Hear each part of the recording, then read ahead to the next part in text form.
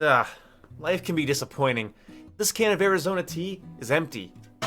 But luckily for me, this isn't. This is the shed travel bag that you get from Manscaped when you buy their performance package. And let me tell you, it fits all sorts of goodies in here. Goodies like Manscaped's Crop Reviver. This stuff's great when you need to smell a lot better down there real fast. Then you also have Crop Preserver, anti-chafing ball deodorant. I don't even need to go into this one. This one's just fucking awesome. I use this every day. The perfect package also comes with Manscaped's wonderful Weed Whacker.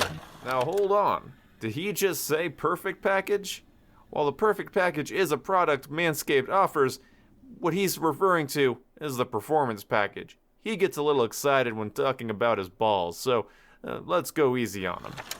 This ear and nose hair trimmer has put to shame any other ear and nose hair trimmer I've ever used. This thing is absolutely fantastic, it's skin safe, feels great, and I recommend it. And as if all of that wasn't enough, you get the signature Lawnmower 3.0. It's a waterproof, below-the-waist trimmer that I absolutely adore. This is my personal one, so God, the stories it could tell. You also get Magic Mats, which are these awesome newspaper-themed disposable mats to stand on when you're shaving yourself, and then you just go ahead and, dispose of the things that you get it.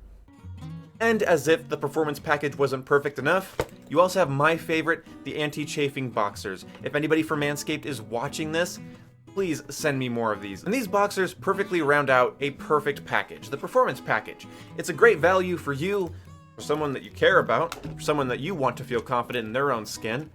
All this stuff, it's a great value. And if you use code 1BOOM at checkout, you get 20% off and free shipping. That's nothing to sneeze at. So, I also want to take a moment personally here and talk about their cologne. I absolutely adore their cologne. It smells way above my pay grade. When people smell this on me, they don't think that I sit in this room and talk about Call of Duty. And foot deodorant. This spray-on foot deodorant is fantastic. I recommend it.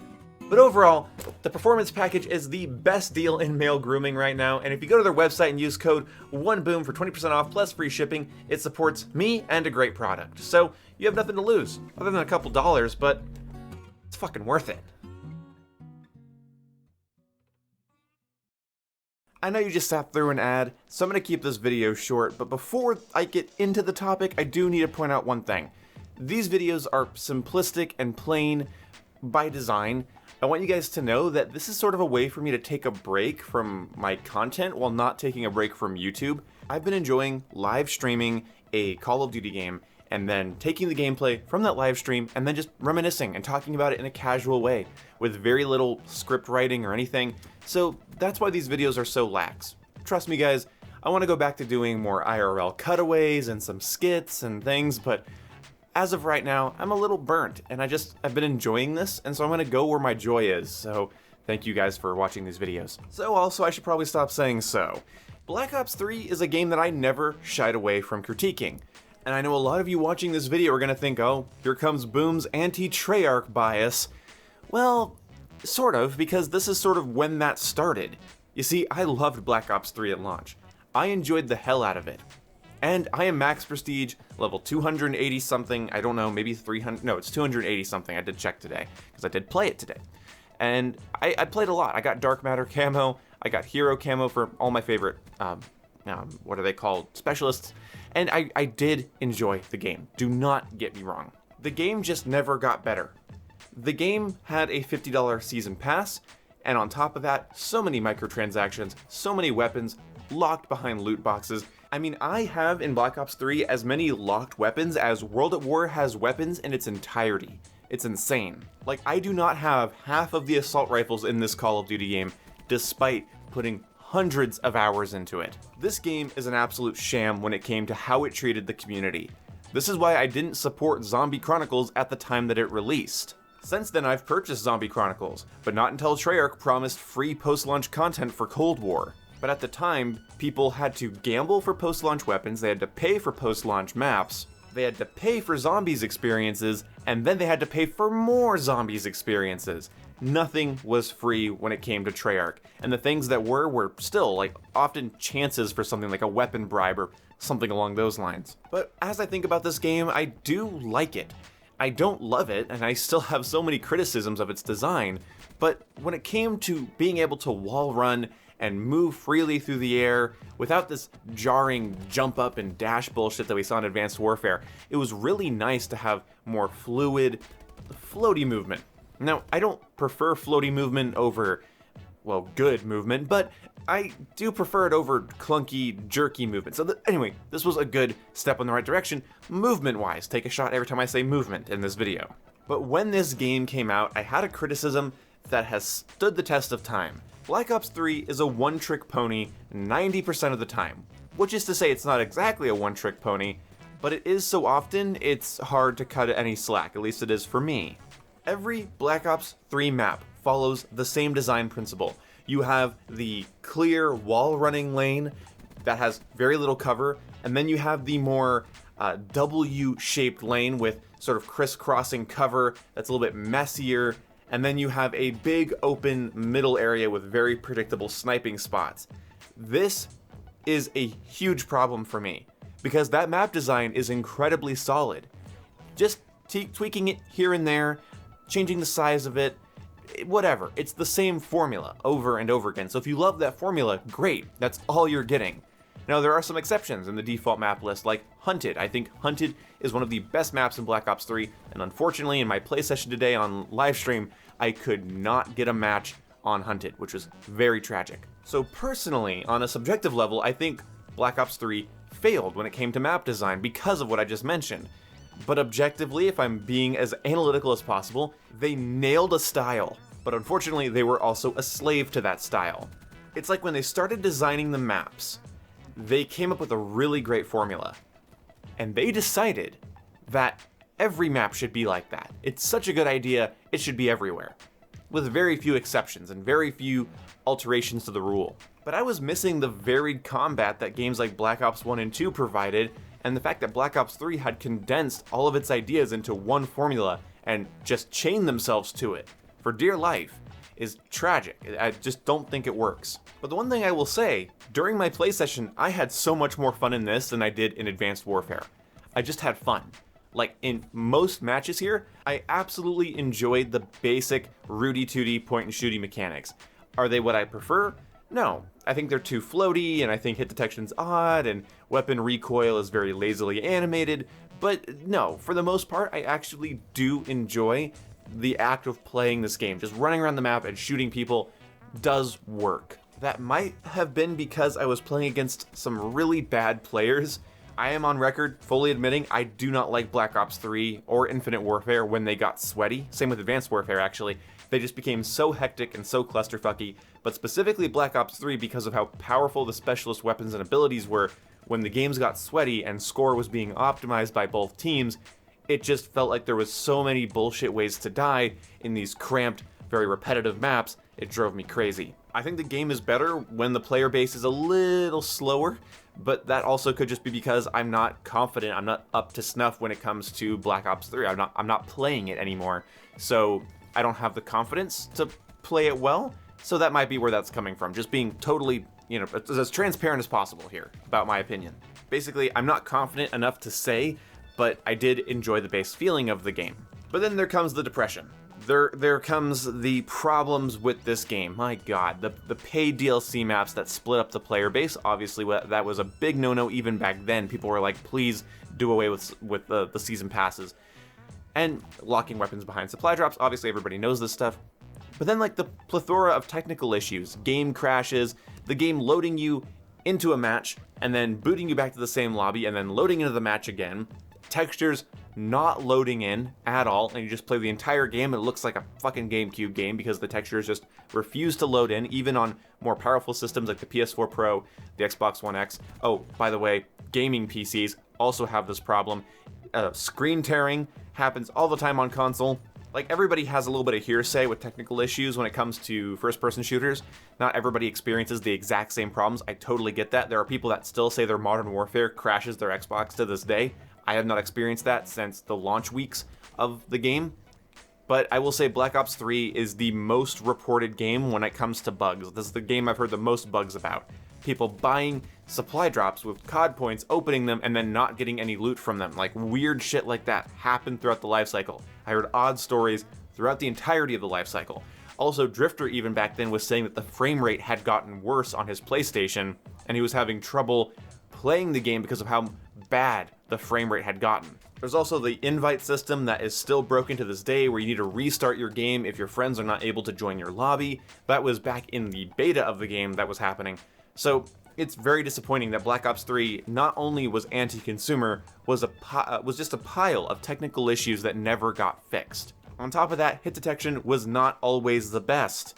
I'm not going to pretend that it's unplayable, but it's certainly not optimal. Then you have the problem with specialists. Specialists, they haunt my dreams, you know? I get told like 100 times a day, it feels like, that Modern Warfare is loaded with safe spaces for noobs. The fact is, Call of Duty was always a series about staying alive to get your kill streaks so you can pwn the other team, but the thing is, how people got those streaks, the decisions they made to get those streaks, that would then bring judgment. If you camped for them, then it's not as impressive as if you played the objective for them. Adding specialists really fucked up the entirety of that play, because you'd get knocked off of streaks, or you'd get streaks because of just how awesome your specialist ability or weapon is. And so Black Ops 3 is fundamentally, in my opinion, a fun game. I know you thought I was going to be negative there. That being said, I think it's a very poorly designed game. At the very least, a lazily designed game. Because it works, it's playable, and you can have fun in it, but it is a one-trick pony so often that you can't tell when it's doing a different trick. It has specialist abilities and weapons that I think break up the flow of combat in any game that they're in. It has very floaty movement, even though it's serviceable. It's still floaty, and I think it's inferior to what came a year afterwards, which is going to get me in so much hot water with my next game we're going to go into. Either way, I mean, I really can just call Black Ops 3 at this point dumb fun. And this game deserves this sort of retrospective. I can't talk about weapon variety in a game where I only have half the weapons. Okay? I can't talk about map design in a game that only has maybe 3 ideas it uses at any given time. I can't talk about DLCs, because the DLCs are empty. They split the player base at the time, and they're empty now. How crazy is that? I know so many people see Black Ops 3 as the greatest of all time. It's such a fantastic game. And yeah, maybe in contrast to what came later, you might have preferred it, but no. I was there at the end of Black Ops 3's life cycle. It was a ghost town. I basically called it dead on this channel before Infinite Warfare came out, because it just felt so depressing to go back to. Everything was tucked behind supply drops. There was nothing for you as a player. If you were a longtime player, max prestige, dark matter camo achieved, you had nothing substantial to work for. You had RNG loot with terrible drop rates, a game plagued with technical issues, and sadness. And that's honestly how I felt by the end of it. So, no, Black Ops 3 is not a great Call of Duty game. Its campaign is utter dog shit, if we're gonna bring that up. As a product, the campaign is dog shit. And Zombies is great. And in fact, do you know what I'm gonna say here? You're not gonna expect this. Zombies might be the very best part of Black Ops 3. Because it's the least tainted by poor design decisions, shitty writing, and just overall laziness. Now, I don't have enough experience with Zombies to judge it properly, but after buying Zombie Chronicles and playing through the maps with my buddies, honestly, that is the best thing you can do in Black Ops 3. I think the rest of the game is a sad heap. Because, and here's the final statement of this video, it couldn't just be a fast-paced game on boring maps with clusterfucky combat and pretty good movement and annoying specialists. It couldn't just be that. It had to be that, plus an unstable piece of software that's unoptimized, and completely and totally anti-consumer at the same time. This is a game that was killed by laziness and greed, and that's damn unfortunate. Black Ops 1 and 2 were some of my favorite Call of Duty games of all time. I was beyond hyped for Black Ops 3. I had no reason to go into it pessimistic. I was excited. It was also the first Call of Duty that I was going to cover for my new desktop that I got at the beginning of Black Ops 3's life cycle. Okay? And I just had gotten an Elgato, so no more Xbox record that. No. I was a YouTuber. I felt like I had a Blue Yeti. I had a good computer. I had a webcam. There was no reason for me to be pessimistic about this game that I was so fucking excited to cover.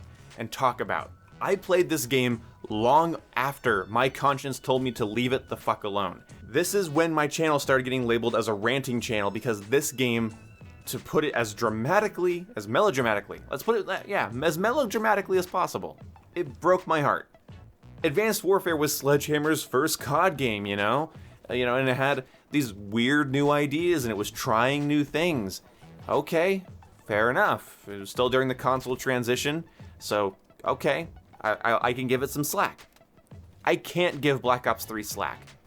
Okay, and they had so many turnaround points throughout its life cycle. Again, I can't talk about this game.